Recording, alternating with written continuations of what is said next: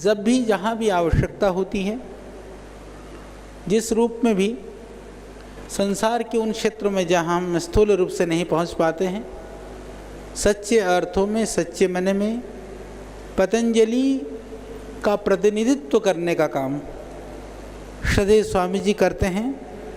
तो जहाँ श्रद्धेय स्वामी जी होते हैं, हमको कभी यह नहीं लगता है कि वहाँ पर पतंजलि का कोई प्रतिनिधित्व नहीं है।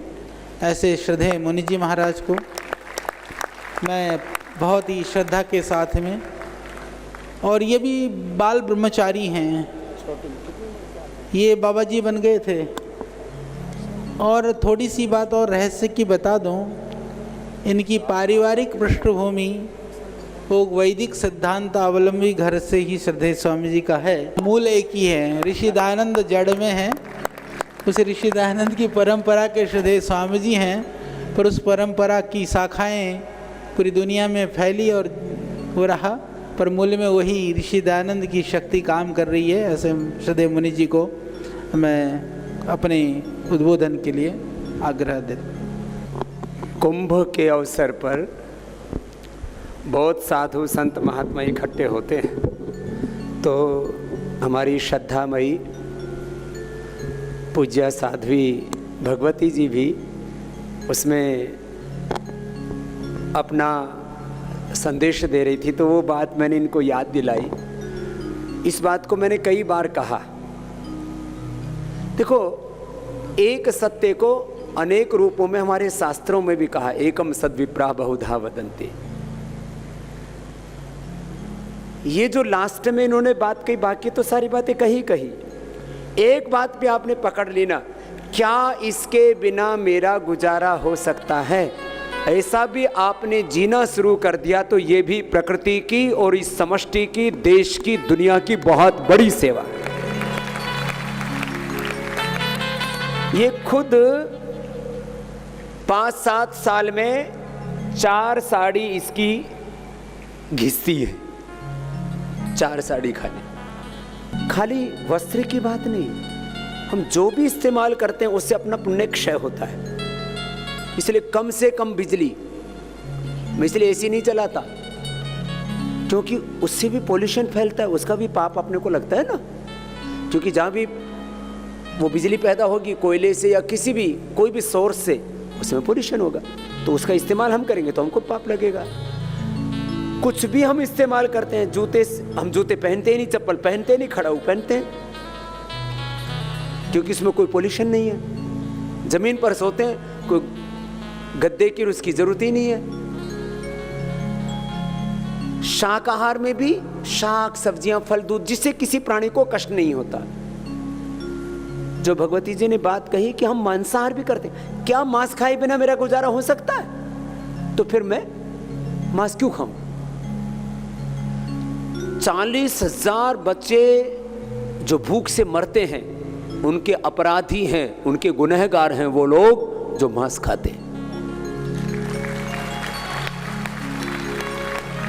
और करोड़ों लोग जो भूखे सोते हैं, क्योंकि लगभग 100 किलो, मैं सुबह भी बोल रहा था इसी विषय को, लगभग 100 किलो अनाज खिला करके, शाक, सब्जी, अन्न, ग्रेन्स, वेजिटेबल्स एंड ग्रास, जब आप एनिमल को देते हैं तो 1 किलो उसका मांस तैयार होता है, 100 kg से 1 kg, और उसको हम खाते हैं। आप कहेंगे कि कुछ मछलियाँ आदि खा लेते हैं, उसमें तो ज़्यादा दिक्कत नहीं होती। देखो, दिक्कत एक चीज़ की नहीं होती है, दिक्कत बड़े रूप में आप चीज़ों को देखना पड़ेगा। 90% जो लोग खा रहे हैं वो गाय का मांस खा रहे हैं, 90% जो लोग खा रहे हैं बकरी, मुर्गी और भेड़, ये सब खा रहे हैं, सुअर खा रहे हैं, उनको खिलाने के लोग, वस्त्र से लेके, खान पान से लेकर के, गाड़ी से लेकर के, कम से कम में क्या मेरा इसके बिना भी गुजारा हो सकता है? इसको अपरिग्रह कहा है। उस अपरिग्रह को जिस तरह से जीवंतता के साथ भगवती जी ने कहा है, मुझे लगता है वैसा भी हमने जीना शुरू कर दिया तो हमारा जीवन पुण्यों से भर जाएगा।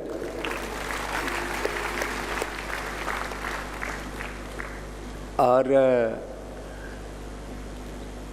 मुझे तो आश्चर्य होता है कि मैंने देश और दुनिया के लाखों करोड़ों लोगों को देखा है, मिला हूँ, लेकिन अमेरिका जैसी धरती पर पैदा होकर के हिंदी और संस्कृत का इतना अच्छा जानना भी ये सुपर जीनियस है। इनको ब्रेन भी सुपर इंटेलिजेंट है इनमें, और जो वो बोलती है ना उसको जीती हैं। ये जो जैसे हमारे भारत के साधु संत ऋषि महर्षि महात्मा बोलते हैं, मैं तो मुनि जी से कह रहा था कि भगवती जी जो है वो अच्छी साध्वी तो है ही, अब ये समर्थ उपदेशिका भी हो चुकी है। और खुद उन जो त्याग है, तपस्या है, ब्रह्मचर्य है, संयम है, संन्यास है, कोई मेकअप नहीं करती कोई मेकअप नहीं, किसी भी तरह का कोई आर्टिफिशियल इत्र नहीं। आजकल सबसे ज़्यादा इन्हीं चीज़ों के पीछे दुनिया पागल हो रखी है। एयरपोर्ट पे जाओ तो आधे में दारू भरी रहती है, आधे में इत्र भरे रहते हैं, फिर बाकी में वो कीमती कीमती पर्स और वो। आज तक तो हमको मुनि जी साध्वी जी सब झोला छाप लोग हैं हम लोग। कोई ये 10 20 25 50 लाख का झोला लेकर के नहीं चलते, वही कॉटन का बना हुआ सिंपल सा झोला होता है। ये रहा पूज्य आचार्य जी का झोला तुम्हारे वाले से भी सस्ता है, ये लेके दे रहा है। तो ऐसा जीवन होना चाहिए हमारा। और ये सब सेवा करने के संकल्प के साथ यहाँ पर आए हैं। अपने जीवन में जैसे अपने पूर्वज ऋषि चाहे गृहस्थते से सन्यासी थे, उनके जीवन में तपस्या, त्याग, अपरिग्रह, पवित्रता, सात्विकता बहुत उच्च कोटि की थी। वो तो सबको जीना ही जीना है। और महाराज अभी तक हमारे जितने भी यहाँ पतंजलि योगपीठ में शिविर हुए हैं, उसमें सबसे ज़्यादा सन्यासी बनने का संकल्प भी हमने इस शिविर में देखा है। ये जितने भी आगे बैठे हुए ना उधर से लेकर के, एक बार खड़े करो हाथ जो सन्यासी बनने के लिए संकल्पित हो रहे हैं, इधर भी और ये बहनें भी इधर, ये सन्यासी बनने के लिए नीचे कर लो। इसमें कुछ इंजीनियर हैं, कुछ इसके अंदर BTech, MTech, BSc, MSc, BA, MEd आदि सब पढ़ करके आए हैं, कुछ 8वीं 10वीं वाले हैं। पहली बार हमको 2 MBBS, वो भी दोनों सहपाठी हैं, उनके ऊपर भी महर्षि दयानंद का ऐसा असर हुआ। पहली बार आज ही मैं इनसे 2 घंटे इन्हीं से मिल रहा था। ये दोनों खड़े होना, ये दोनों ये MBBS कर रहे हैं, लास्ट ईयर है इनका भी, 2-3 महीना बाकी रहा है आचार्य जी। और लाडौद गुरुकुल में रहते। मैंने कहा तुम ऐसे कैसे रहते हो? बोले जी हमको वो दुनियावी वेशभूषा पसंद नहीं आती, इसलिए लाडौद गुरुकुल में रहते और वहाँ से पढ़ने के लिए जाते हैं। तो ये दोनों यहाँ रोज सामने बैठते थे। मैंने हैं कौन है ये, कहाँ से आए हैं ये दिव्यात्मा? तो इन दोनों का भी एक बार बहुत बहुत अभिनंदन है। दोनों का MBBS का अभी 2-3 महीने में पूरा हो जाएगा, बाद में फिर 1 साल वो उसका इंटर्नशिप का होता है। तो बोले स्वामी जी वो इधर करवा देना, तो यही उत्तराखंड में ही कर लेंगे। तो पहली बार पतंजलि योगपीठ के सन्यासियों में 2 MBBS भी सम्मिलित हो रहे हैं, और ये एकदम पक्के हैं। महर्षि दयानंद ने जिसको एक बार छू लिया ना, फिर वो तो 100% 24 कैरेट वाला हो जाता है। तो जोरदार अभिनंदन इन हमारे युवा ब्रह्मचारियों का भी आशीर्वाद दें। और ये जितने भी बैठे हुए ना यहाँ आचार्य जी, इसमें अभी तो पीछे वाले में तैयार होंगे क्या सारे? इसमें सबसे ज़्यादा OBC है, उसके बाद में ब्राह्मण हैं, उसके बाद में वैश्य हैं, और उसके बाद में जिनको दलित, शोषित, वंचित, आदिवासी सब परिवारों के बच्चे हैं। एक बार इन सब का अभिनंदन है। इतनी श्रद्धा, भक्ति, और कुछ तो जन्म से ही ऐसे ही पैदा हुए हैं। उनकी फ्रीक्वेंसी कुछ परमात्मा ने ऐसी सेट करके भेज दी है। और ये जो मंच पर बैठे मेरे दाएं बाएं और सन्यासी और साध्वियाँ, ब्रह्मचारी और आचार्यगण, अब इन सब के साथ आपकी अत्यंत प्रीति बढ़ती जा रही है। आप चाहे संन्यास के मार्ग पर चलना, ब्रह्मचर्य के मार्ग पर, ये तो बहुत ऊंचा मार्ग है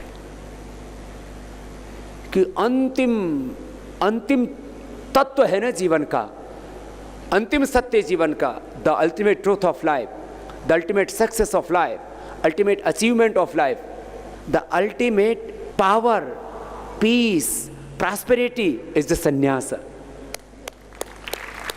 ये जो भगवती जी को इसलिए नहीं बुलाया कि जो है ये विदेश से आई है, बात विदेश की नहीं है, माने जिस ग्लैमर को सारी दुनिया जिसके पीछे पागल सी हो रखी है कि गगनचुंबी तालिकाएं, ये ऐश्वर्य, ये मुझे मिल जाए, इसने अपना सब कुछ कि मेरा इस अस्तित्व में यदि सर्वोच्च आराध्य है, साध्य है, जिसको मुझे पाना है तो मेरा भगवान है। इसलिए ये पूर्ण संतुष्टि से रहती है, पूर्ण तृप्ति से रहती है। और देखना ये 100 साल से ज्यादा जिएगी और बुढ़ी नहीं होगी क्योंकि जो आदमी बहुत खुश रहता है ना उसको उसका पूरा शरीर, मन, प्राण, आत्मा ऐसा दिव्यता से भरा रहता है। पूज्य मुनि जी, परमार्थ आश्रम, हमारा तो जीवन ही परमार्थ के लिए है और महाराज जी परमार्थ में ही रहते हैं, परमार्थ में ही जीते हैं। और नाम पतंजलि योगपीठ और परमार्थ आश्रम, ये 2 नाम अलग हैं, लेकिन दोनों का संकल्प, दोनों का उद्देश्य परमार्थ ही है। हमने तो स्लोगन भी दे रखा, अर्थ से परमार्थ की यात्रा है, पुरुषार्थ से परमार्थ की यात्रा हमारे पूरे पतंजलि की। तो स्थान 2 भिन्न है और महाराज जी को भी 8-9 साल में वैराग्य हुआ, हमको भी 8-9 साल में वैराग्य हुआ, आचार्य जी को भी 8-9 साल में ही वैराग्य हुआ और सब महर्षि दयानंद के विचारों से, संकल्पों से अनुप्राणित हैं। पूज्य मुनि जी महाराज से प्रार्थना, एक बार पूरे पतंजलि योगपीठ परिवार की ओर से मुनि जी का बहुत बहुत अभिनंदन है, वो अपने आशीषों से सबको अनुग्रहित करें। पूज्य मुनि जी।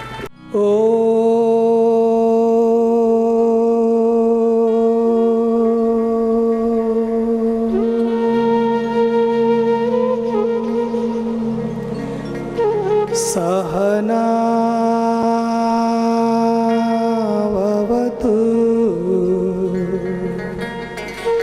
सहनौ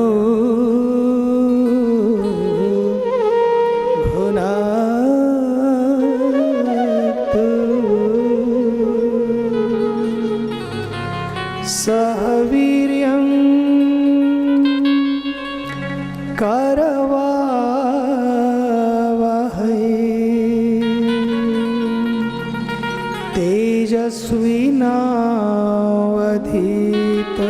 तेजस्विनावधीतमस्तु मा विद्विषावहै।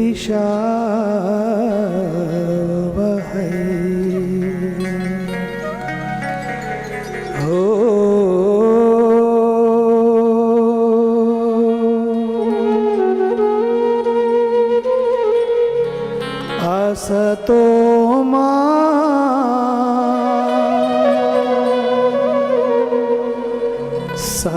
सद्गमय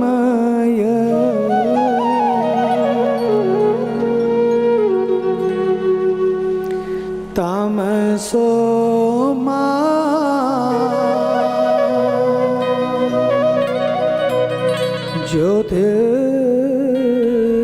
ज्योतिर्गमय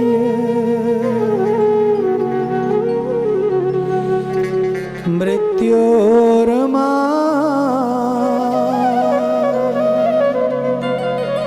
अमृतं गमय।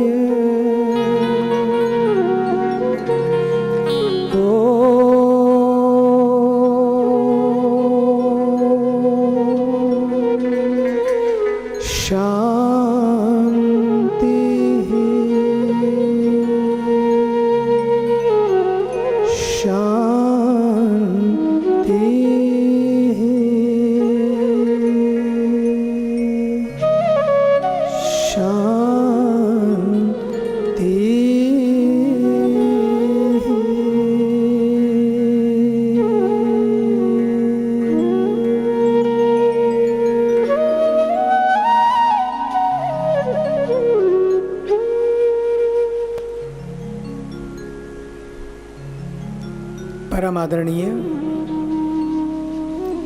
भारतीय संस्कृति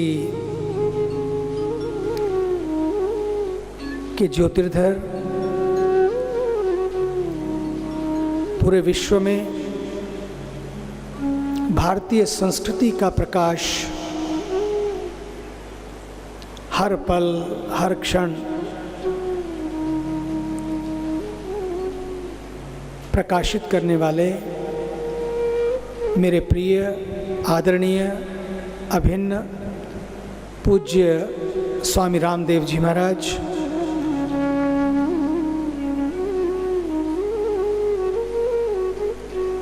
विश्वकर्मा का नाम हम लोगों ने सुना शास्त्रों में, लेकिन पूज्य स्वामी जी के सपनों को, हर पल संकल्पों को साकार करने वाले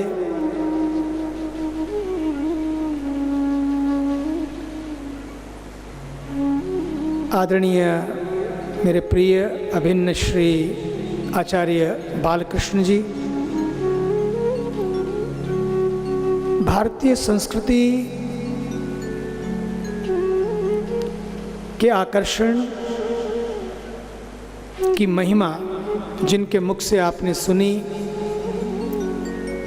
बड़ी ही सात्विक, सरल, सजग, आदरणीय साध्वी भगवती सरस्वती, मंच पर विराजमान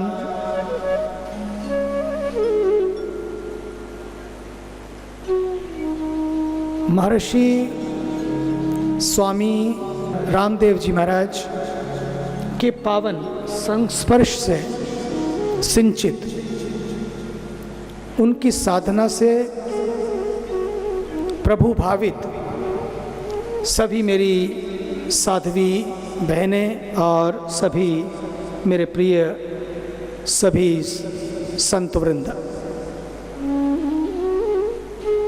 प्रिय संगीतकार वृंद, मातृशक्ति, मेरी बहनों और भाइयों, सबसे पहले जोरदार तालियों से अभिनंदन करें इन दोनों नव साध्वियों और नव सन्यासियों का, जिन्होंने पूरे समाज के लिए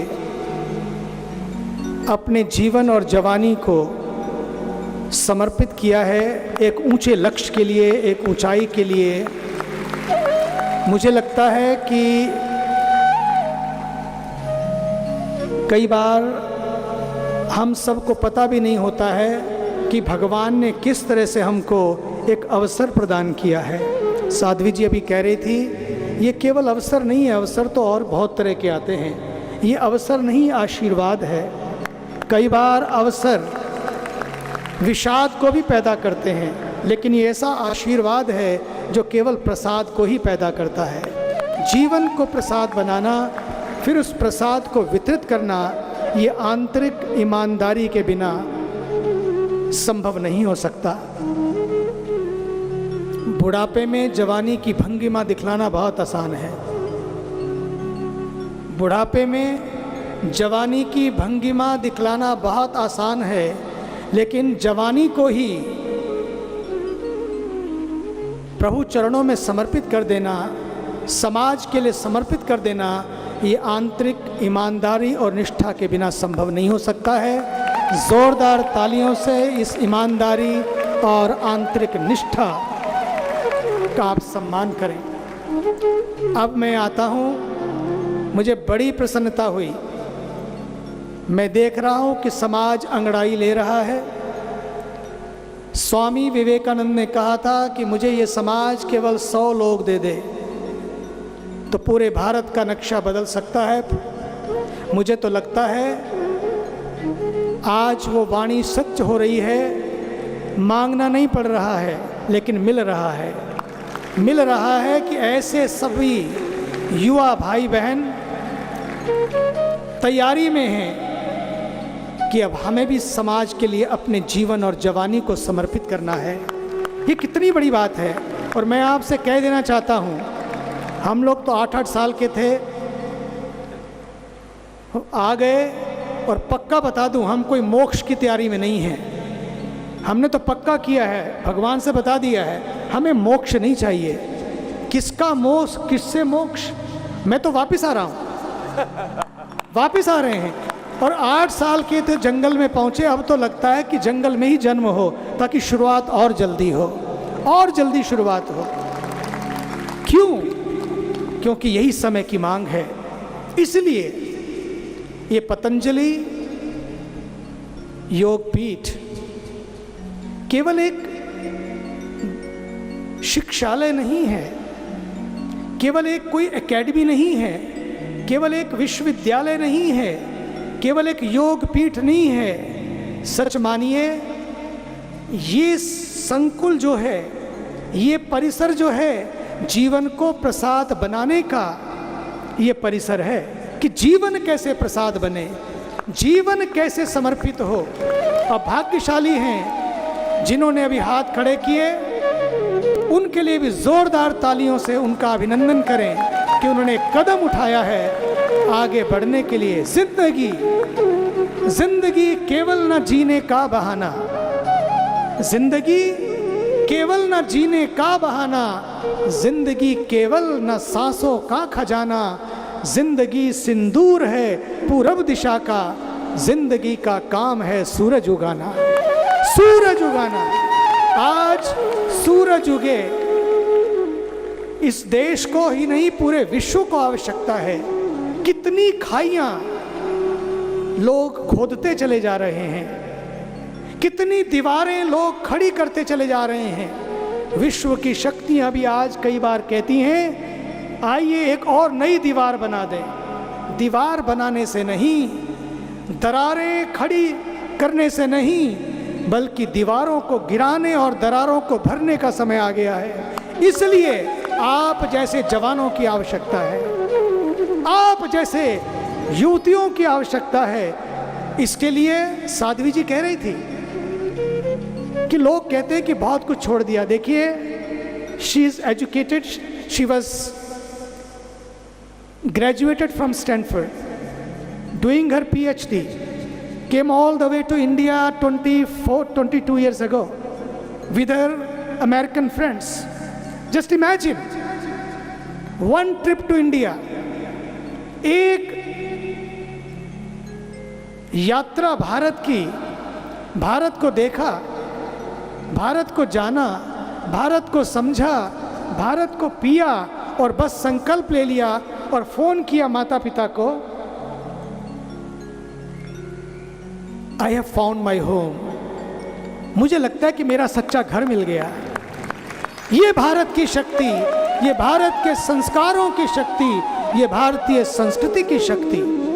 इसलिए जब एक अमेरिका की धरती पर हॉलीवुड में लोग फिल्में बनाने जाते हैं, जब इनके घर में बैठो तो हॉलीवुड का वो जो गेट है ना, जो यूनिवर्सल स्टूडियो का, वहीं से सामने से दिखता रहता है।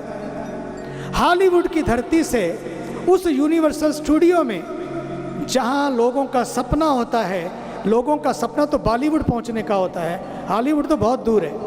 लेकिन उस धरती से the whole life took a turn from Hollywood to Hollywoods of India, Hollywood to Hollywoods of India. ये जो भारत के जंगल, ये जो भारत की अरण्य संस्कृति है, वन संस्कृति है, और उसके लिए पूरा जीवन समर्पित हो गए। पूज्य स्वामी जी महाराज बता रहे थे, 4 साड़ी 300 रुपए की, एक साड़ी 1200 रुपए में 4 साड़ी, और वो भी 6-7 साल हो जाते, फटती नहीं है। कई बार तो मैंने देखा कि मैंने जो कपड़े 15 साल पहले पहने थे, वो धोतियाँ अभी पड़ी हैं, वही धोतियाँ मैंने कई बार देखा, मैंने ये कहाँ से, बोले वो रखी हुई थी, मैंने वहाँ से मांग ली। 15 साल पहले के कपड़े। जस्ट इमेजिन, आदमी को लगता है कि सवेरे कुछ और पहनूं, शाम को कुछ और पहनूं, कपड़े बदलते बदलते ऐसे बदले कि खुद को ही बदल दिया। अमेजिंग। सोने के अलग, जागने के अलग, खाने के अलग, नहाने के अलग, नहीं टेनिस के अलग तो बैडमिंटन के अलग, कपड़ों में ही रह गए हम लोग। बट यहाँ भारतीय संस्कृति ने वस्त्रों पर नहीं, ये तो चरित्र पर बात किया। यहाँ बात वस्त्र की नहीं है, बात चरित्र की है। हमारी संस्कृति ने, हमारे ऋषियों ने, आप देखिए तो सही, अभी महाराज जी बात कर रहे थे खड़ाऊ की। आप सोचिए, कई बार मैं सोचता रहता हूँ, लोग मुझसे पूछते हैं क्या जरूरत है बाबा जी को, ये क्यों व्यापार, यात्रा विचार से व्यापार की तरफ क्यों बढ़ी? व्यापार की तरफ विचार की यात्रा इसलिए बढ़ी कि कम से कम व्यापार भी स्वदेशी हो, व्यापार भी सात्विक हो, व्यापार भी प्राकृतिक हो, व्यापार भी उपकार के लिए हो, और मेरा अर्थ भी परमार्थ के लिए हो, मेरा जीवन भी समाज के लिए हो। जब ये बात आती है तो पक्का मानिए, वही धोती, वही खड़ाऊ जो घर से पहन के निकले थे, 5 रुपए भी नहीं थे पास में, आज अगर जो भी आया है वो सारा, वो 5 रुपए आज भी अपने पास नहीं है, केवल 2 कपड़े। आप देखिए तो सही, योग करते समय तो वो भी खुल जाते हैं। एक खड़ाऊ किसके लिए? बड़े भाग्यशाली हैं आप। 25 साल पहले मिले थे, जैसे मिले थे वैसे ही आज हैं। क्या पहन लिया, क्या पकड़ लिया, दोनों को देख लो आप, दोनों ने ही कुछ नहीं बदला। यदि बदला तो खुद को बदला, किसी से बदला नहीं लिया, और बदले के बिना जीवन का बलिदान कर दिया, लेकिन साथ साथ समाज को एक दिशा दी। भारत माता की, गंगा मैया की, वंदे वंदे वंदे। बहुत भाग्यशाली हैं आप। विचार, इस विचार के प्रसार के लिए आप सब अपने जीवन की आहुति देने को तैयार हुए हैं। इदम राष्ट्राय स्वाहा इदं नमम।